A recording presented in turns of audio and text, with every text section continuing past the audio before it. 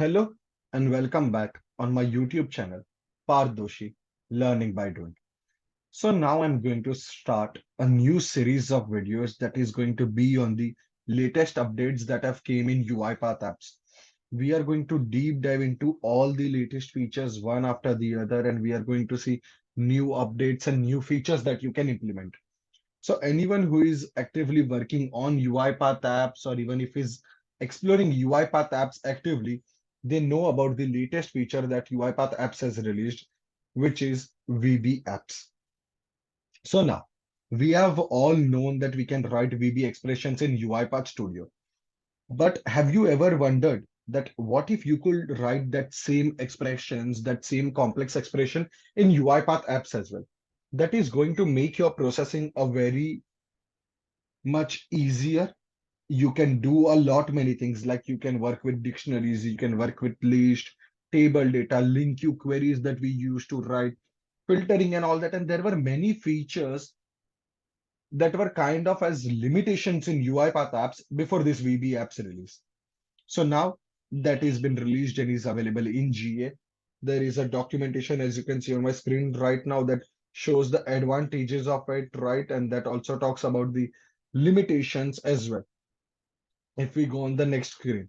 So we are going to see all that things one after the other in different videos. All right. So now let's get to action directly in UiPath apps. So now if you create a new app, right? I have already done that, but when you click on create new app, you will see two things over there. One is legacy and one is VB expression. Legacy is the older version, the previous version that we everyone have explored. But there is this new VB app that you can see on my screen right now. As simple as that, you have to give a name and you can click on create. It will take a little time because now this involves expressions, and the processing time, the compiling time is a little bit more compared to legacy, but I think that is considerable considering the features that we can implement now. Okay, so now I have already created one app. If you see, there are many that I'm already working on for the further videos, but I've created one app that is SIP calculator. Let me click on the preview button, and once the app is loaded, we'll see what functions we have implemented. Okay, so this is an app that I've created that takes a few details as an input, and then it will help you plan your investment, right? So now both these things are important right now, planning your investments and learning about the VB expressions. So why not mix both of them? So now I'm going to enter the amount over here. Amount to invest monthly. I want to invest 5,000 rupees. How many installments? Let's suppose I want to do it for 2 years, and the return that I'm expecting over the year is 12%, right? So it is asking me expected rate of return. So I've selected, if I hover over this, 12, 13%. So now my invested amount is 1,20,000. My total value is 1,28,473. The profit that I'm gaining out of it is 8,473 rupees. The assumption is that the currency is INR. Now, to do this kind of operations in legacy app, it was very difficult. Probably you might have to run a process in background to do that. You have to invoke a background process, or you might have to do something else. But here we are not invoking any process. If you just see the speed of it, if as soon as I change the percentage or I change the amount, let me make it 8,000. It's instantly doing the calculations. It's not running any process in the background or any other operation. So how is this possible? This is possible because we can write VB expression in our apps right now. So now if you see, I've used a text box number, investment amount. Now, also if you want to see like how I'm building this UI, how I'm aligning the elements, there are already previous videos that I have uploaded on my channel. So there is a dedicated playlist for UiPath apps. If I scroll down, you will find one complete playlist for UiPath apps. I'll probably put the link in the description for the same. For some reason, I'm not able to. All right, here it is. So there is this playlist, and There are already a lot of videos uploaded on UiPath apps where you learn about building UI and different kind of things. So if you want to learn the basics, you can go through this video. But again, coming back over here. Now, here I have written an expression. Now, investment amount is basically going to be the amount to invest. So that is going to be over here, and there are no calculations. So if I open the expression editor, now we initially did not have this expression editor in the legacy apps, but now we have it. So my investment amount is going to be amount to be invested monthly multiplied by the number of installments. So if you see over here, let me write this expression again. Convert dot to int 32 bracket. Now, how do you fetch the value from the text box?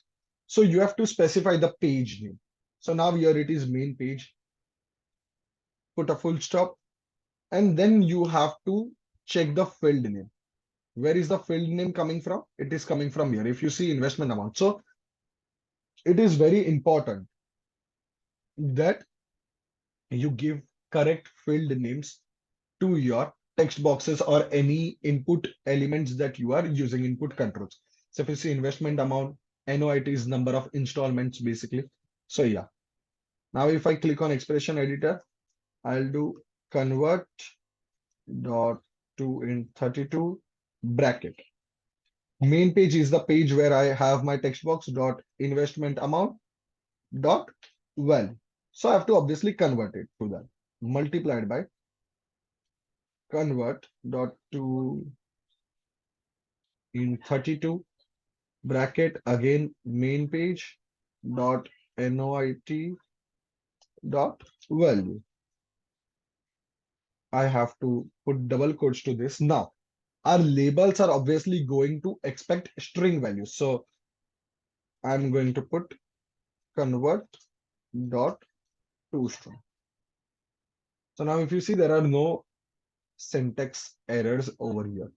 I'm going to remove this. So this is how you can write the syntax. If there are any variables, you can create app variables or you can use them as well. If you have created any, we are going to deep dive into all these variables, list source and all that things as well. Now you can create app variables where you can use them. We'll deep dive into that, right? But yeah, over here, as you can see, now you could assign these values to your app variables as well, and you can use it over here. But since I wanted to show the implementation of VB apps, that is the reason we are writing the expressions directly.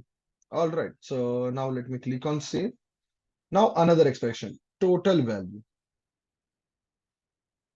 Now, this is a formula of calculating SIP. Now, I'm not going to deep dive into it, but yeah, this is some formula that is going to be that how much your return of investment is going to be. That is your total value, what it is going to be.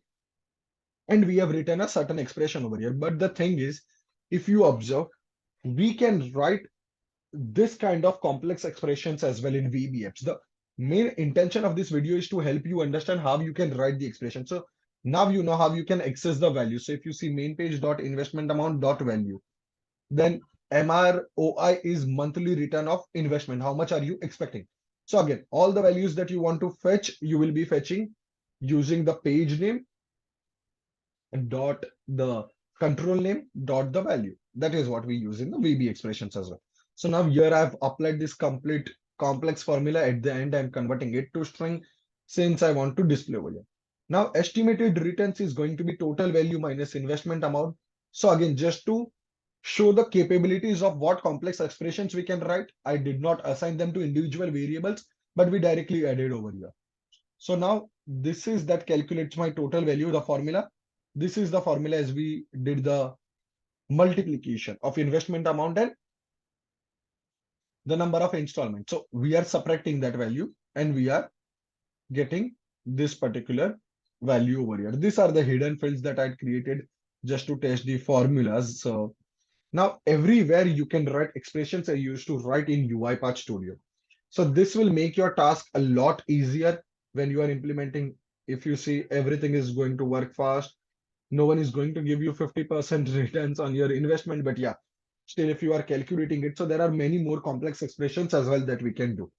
So this was a basic video to introduction to UiPath VB apps, what we can actually do, what are the capabilities. I'll soon be making videos on different variables and different data types that we have, data service as well. There are new controls that have came in.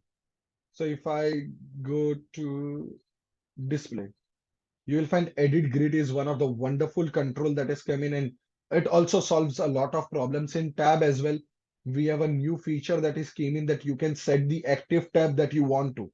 So we'll deep dive into that slowly in the future videos as well, but make sure you keep the track of all the upcoming videos and start implementing some interesting use cases. If you face any issues or you are implementing something that you need help with, then I want you to comment that in the comment section of the video, and I'll make sure that I make videos on that as well. So I hope this video helped you gain an understanding of what UiPath VB apps are, and then you can get started with learning of that. Also, before we end the video, there is a advanced course on Academy as well.